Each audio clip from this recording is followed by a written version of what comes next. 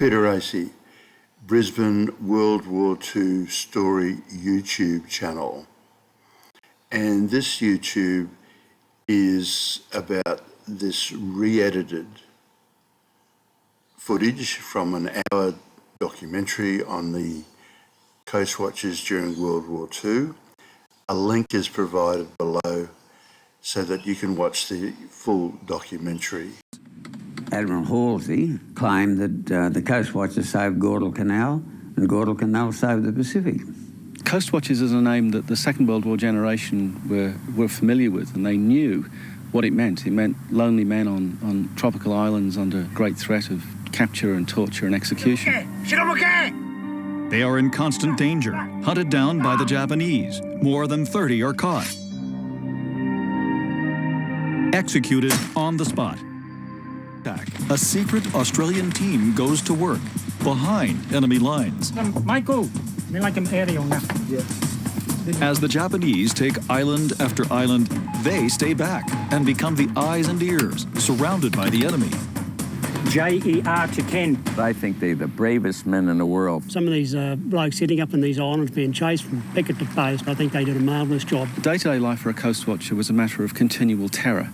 Bunch of brave bastards. Known as Coastwatchers, they're a secret network of spies linked by radio. They flash early warnings and alerts that help win critical battles and save thousands of lives. Admiral Halsey claimed that the Coastwatchers saved Guadalcanal and Guadalcanal saved the Pacific. Coasting south, they move into the Solomon Islands, invading Guadalcanal, with Australia and New Zealand in their sights. As soon as the U.S. High Command found out that the Japanese were building this airfield on Guadalcanal, they knew they had to stop it. That airfield represented a big extension in Japanese force. So Guadalcanal, then, this obscure island, becomes the line drawn in the sand. We have to stop them here. Can the Allies take the airfield before Japan begins flight operations? Acting on Clemens' latest dispatches, General Alexander Vandergrift and the Marines race out of Wellington, New Zealand on July 22nd. They storm ashore on Guadalcanal in America's first D-Day of the war on August 7, 1942, 8 months to the day since Pearl Harbor. When we landed on Guadalcanal, it was pretty much unopposed because there were mostly construction workers there, and they had backed off, gone into the hills after the bombardment and such. 17-year-old Lou Imfeldt of New Jersey lands with the first wave. And things were quiet for a couple of days into the Battle of Savo Island. The construction workers retreat so quickly, the Marines are able to seize their heavy machinery and go to work finishing the airstrip, christening it Henderson Field for an American flyer shot down in the Battle of Midway. The invasion of Guadalcanal is a success, but holding it, that will be a whole different story of terrifying battles in the rotting rainforests of Guadalcanal. We thought we might have to evacuate the camp and go further bush. Thank God we never did. The job of being a coast watcher demanded every last ounce of strength and intelligence of Martin Clemens and the other men who performed that duty. Advance warnings of Japanese air and sea movements are critical for the Marines and flyers, and they begin to ask, who are these Coast Watchers?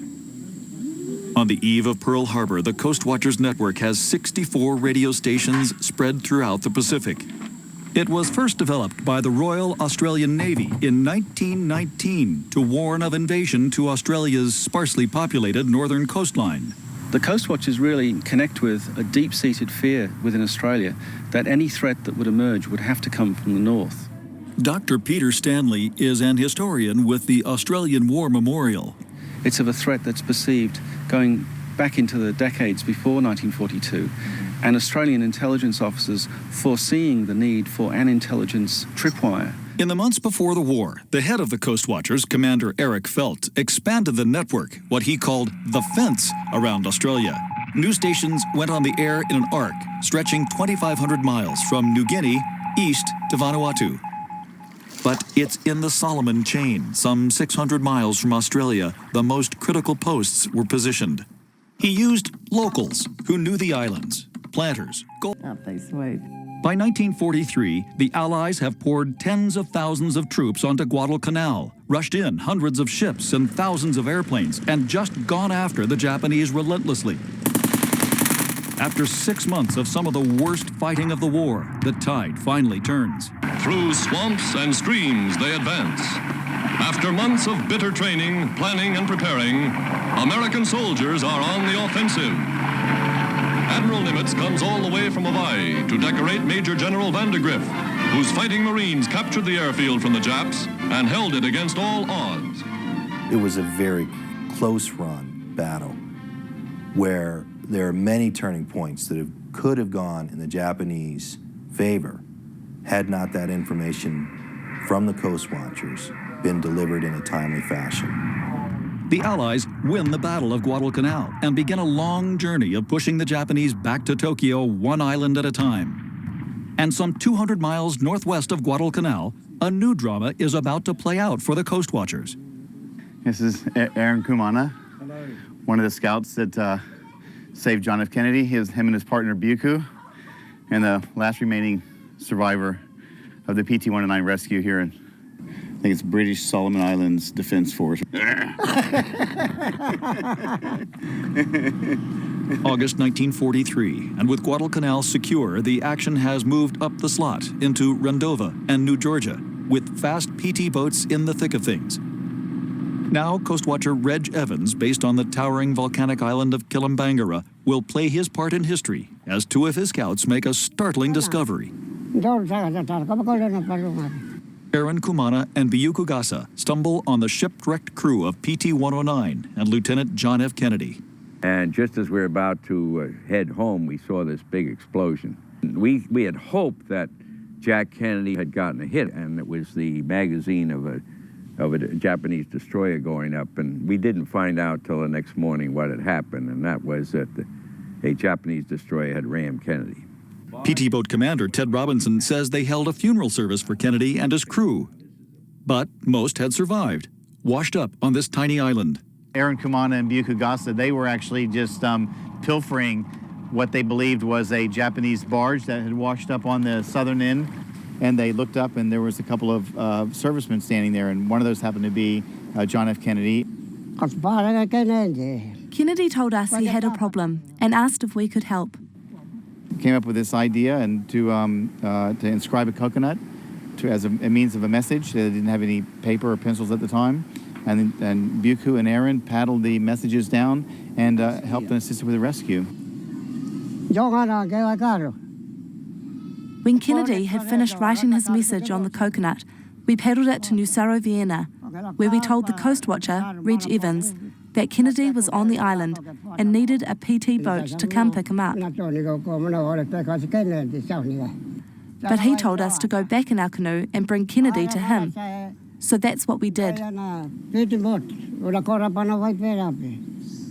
Evans had been sending constant messages back to Rendova and Guadalcanal, seeking rescue craft. So the message on the coconut was not unexpected.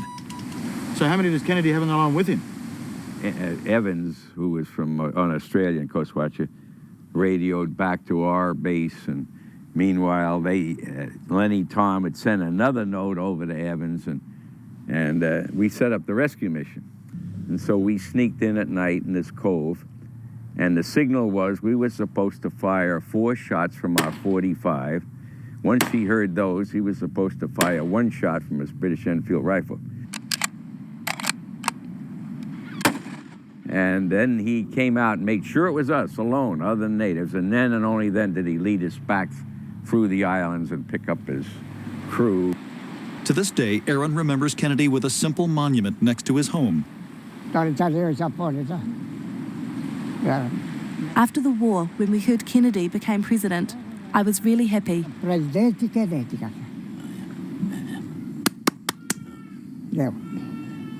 Aaron and Biyuku were both invited to Washington for Kennedy's inauguration, asked to join the inaugural parade along with Kennedy's crew and a replica of PT-109. But government bureaucrats in the islands decided others should go in their place.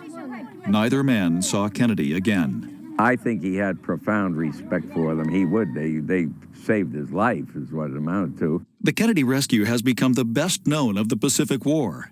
But the Coastwatchers saved a lot of sailors and a lot of pilots as well. The island Coastwatchers had turned the islanders against the Japanese, and in many cases, those islanders would kill Japanese pilots rather than return them. So for the Japanese, a downed pilot was a dead pilot.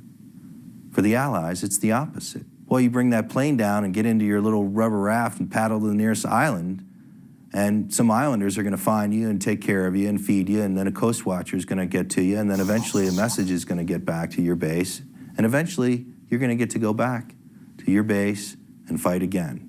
And that's one of the great strengths. And that, again, is something that the Coastwatchers made happen. No one ever betrayed a Marine to the Japanese. And the American aircrew, they knew that if they got shot down, that these natives were out there who would then bring them back to the field. But if you were a Japanese aviator, well, that was the end of you. And then there was the other mission of the Coastwatchers. So sensitive, none knew about it at the time. But it turned out to be the greatest secret of the war.